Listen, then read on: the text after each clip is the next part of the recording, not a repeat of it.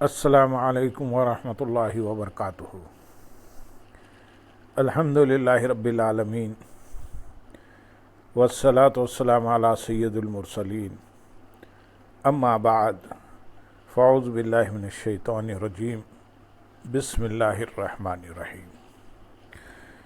برادران عزیز و معزز خواتین، آج کی اس نشست میں سورۃ الانبیاء کی آیت نمبر 2 سے آیت نمبر 6 تک تمام آیات کا ترجمہ و تفسیر پیش کرنے کی سعادت حاصل کی جائے گی۔ ما يأتيهم من ذكر من ربهم محدث إلا استمعوه وهم يلعبون لاهية قلوبهم وأسروا النجوى الذين ظلموا هل هذا إلا بشر مثلكم أفتأتون السحر وأنتم تبصرون قال ربي يعلم القول في السماء والأرض وهو السميع العليم بل قالوا أضغاث أحلام بل افتراه بل هو شاعر فليأتنا بآية كما أرسل الأولون ما آمنت قبلهم من قرية أهلكناها أفهم يؤمنون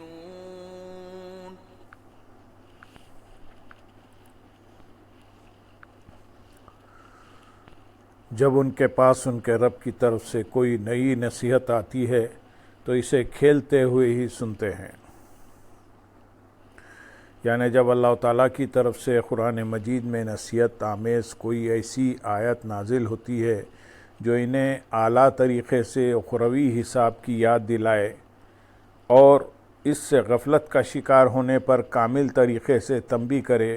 تو یہ اس میں غور و فکر کر کے عبرت و نصیحت حاصل کرنے اور اپنی غفلت دور کرنے کی بجائے اسے کھیلتے اور مذاق مسخری کرتے ہوئے ہی سنتے ہیں اور آنے والے وقت کے لیے کچھ تیاری نہیں کرتے۔ آیت نمبر 3 میں ارشاد ہے، ان کے دل کھیل میں پڑے ہوئے ہیں اور ظالموں نے آپس میں خفیہ مشورہ کیا کہ یہ نبی تمہارے جیسے ایک آدمی ہی تو ہیں، تو کیا تم خود دیکھنے کے باوجود جادو کے پاس جاتے ہو؟ ان کے دل کھیل میں پڑے ہوئے ہیں۔ دل کھیل میں پڑے ہونے سے مراد یہ ہے کہ وہ اللہ تعالیٰ کی یاد سے غافل ہیں، اور بعض مفسرین فرماتے ہیں کہ جو دل دنیا کے احوال میں مشغول اور آخرت کے احوال سے غافل ہو وہ کھیل میں پڑا ہوا ہے۔ آیت کے اگلے حصے میں ارشاد ہے، اور ظالموں نے آپس میں خفیہ مشورہ کیا۔ ارشاد فرمایا کہ کافروں نے آپس میں خفیہ مشورہ کیا اور اسے چھپانے میں بہت مبالغہ کیا،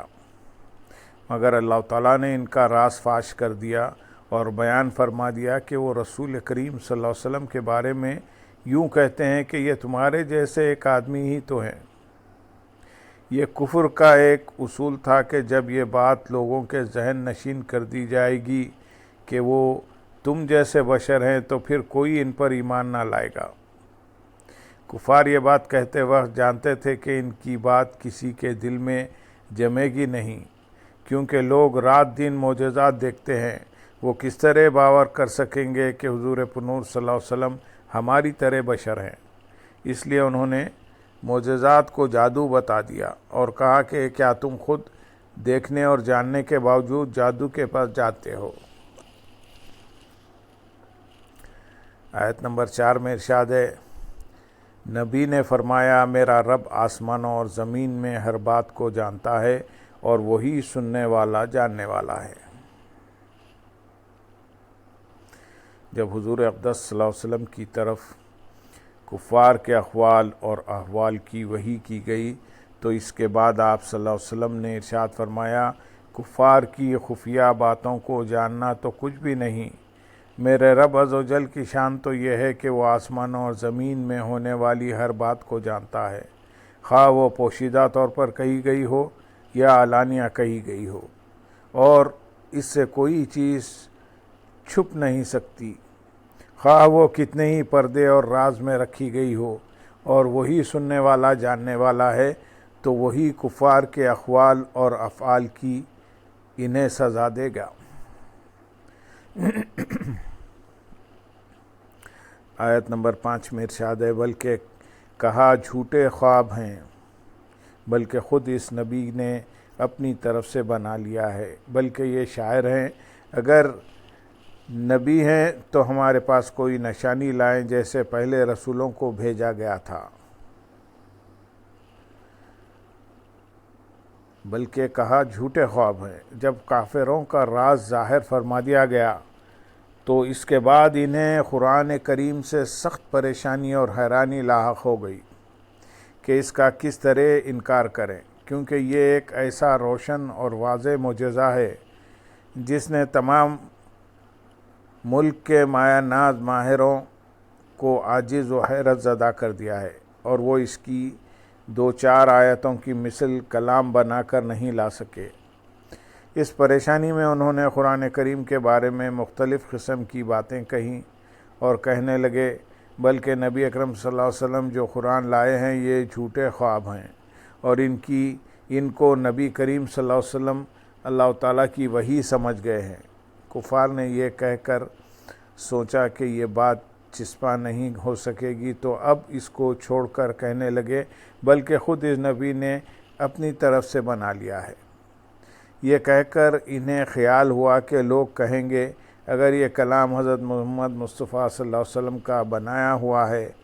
اور تم انہیں اپنے جیسا بشر بھی کہتے ہو، تو تم ایسا کلام کیوں نہیں بنا سکتے؟ یہ خیال کر کے اس بات کو بھی چھوڑا اور کہنے لگے، بلکہ یہ شاعر ہیں اور یہ کلام شعر ہے۔ الغرض کفار اسی طرح کی باتیں بناتے رہے اور کسی ایک بات پر قائم نہ رہ سکے۔ اب کفار نے سمجھا کہ ان باتوں میں سے کوئی بات بھی چلنے والی نہیں ہے، تو کہنے لگے، اگر یہ نبی ہیں تو ہمارے پاس کوئی نشانی لائیں جیسے پہلے رسولوں کو نشانیوں کے ساتھ بھیجا گیا تھا۔ اہل باطل اور جھوٹوں کا یہی حال ہوتا ہے کہ وہ کسی ایک بات پر قائم نہیں رہتے، بلکہ ایک کے بعد دوسری اور دوسری کے بعد تیسری بات کی طرف منتقل ہوتے رہتے ہیں، اور اس کی ایک وجہ یہ ہوتی ہے کہ وہ بات کرنے کے بعد خود حیران ہوتے ہیں کہ ہم نے کہہ کیا دیا ہے۔ آیت نمبر 6 میں ارشاد ہے،